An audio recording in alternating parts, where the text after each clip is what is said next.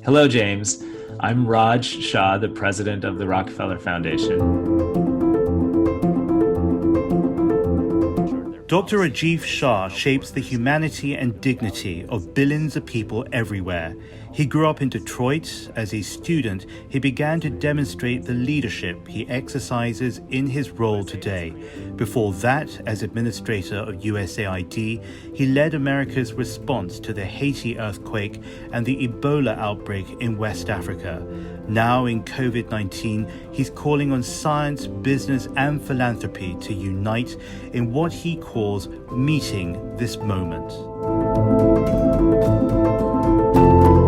Your big vision as its architect is 1-3-30, as you said, to get from the 1 million to the 3 million to the 30 million in the space of just 6 months. Now, some people can't even see beyond next week. So what would you say to countries, be it in America or many other governments, who say they want to replicate the goodness and the wisdom of the model that you put forward? And it's not just a model, it's an action plan, as you said. Yeah, well, the Rockefeller Foundation Action Plan, and by the way, we haven't just put it out as a plan. We've invested millions and millions, and we've made a $50 million investment in COVID response overall, much of which is to accelerate testing in America and around the world. But I would say to government leaders everywhere in the world, the number one thing you should be thinking about right now is how do you get scale up of testing and contact tracing.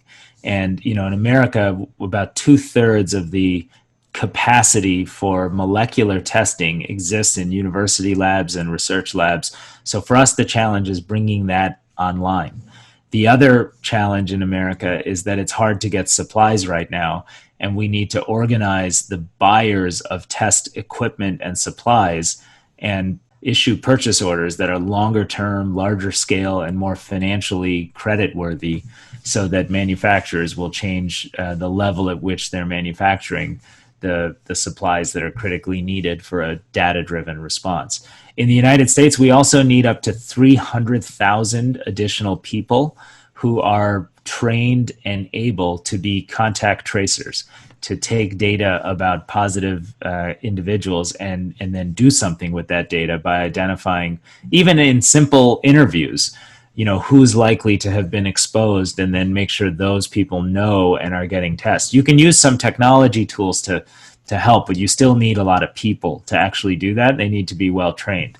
So I would say to leaders around the world, testing and contact tracing, which requires building lab capacity, accessing supplies, and having a workforce that's focused on taking the data, understanding what happened with it, and using it for effective contact tracing.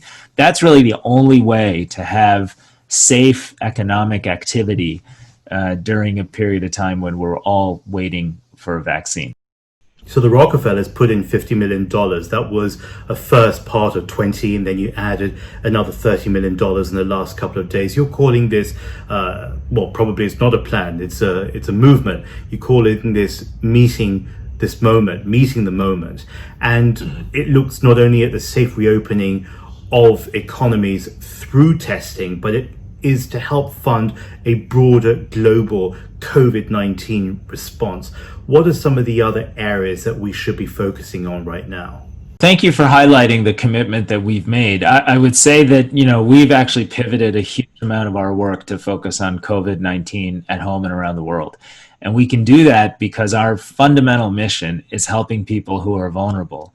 And right now, so many billions of people around our planet are deeply, deeply vulnerable. Just to put it in perspective, for the first time since 1990, we're looking at a prolonged and significant increase in the number of people on the planet who live in extreme poverty, who cannot have enough food to meet their basic caloric needs, whose children grow up in the dark in communities without electricity and lighting, and who suffer everything from sexual violence to human rights abuses in a context where they don't have the standing and economic capacity to protect themselves.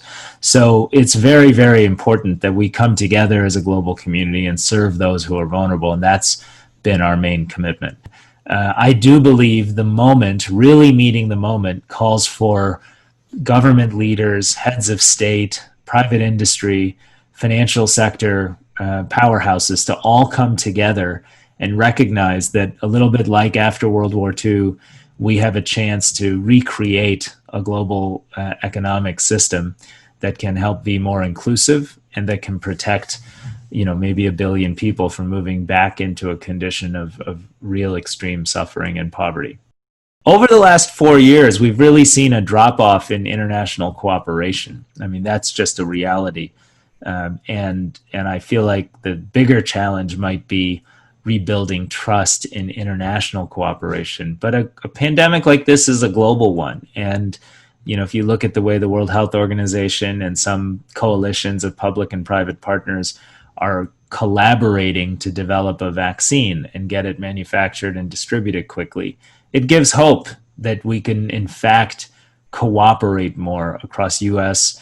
And China, across Africa and the other Western economies, and really in a context that's about sharing data and improving the living standards of people who are going to find this crisis to be incredibly trying. The beauty of the Rockefeller is that you're outside the politics, but at the same time, you can help moderate all the key players and provide them with the gathering point somewhere in the middle or somewhere in that mix. This is obviously a very complex pandemic, perhaps different to ones that you've handled in the past, because it's also equally an infodemic, as we've heard time and time again, characterized by misinformation and also by cybercrime. Are our institutions, our governments, our people equipped to handle the onslaught of attacks that are coming this way while also handling what is obviously a health emergency? There's a lot of misinformation out there, and there's no question about that. At the same time, there's a lot of accurate information out there. It's just often not what people want to hear. And so the reality is we have to counter the misinformation. I applaud the UN, the World Health Organization efforts in the United States to elevate the voice of scientists and data and evidence-based decision makers in the context of that misinformation. And at the same time, recognize that there's always going to be debate. I mean, I remember during the Ebola crisis where people felt all kinds of things in communities about who brought in Ebola, why was it here, what, and those sorts of narratives do transpire and take hold in these crises. But if leaders and decision makers can just remain data-driven, evidence-based, and focused on the metrics that matter, how many people are perishing from the disease, and let's be open and transparent about it.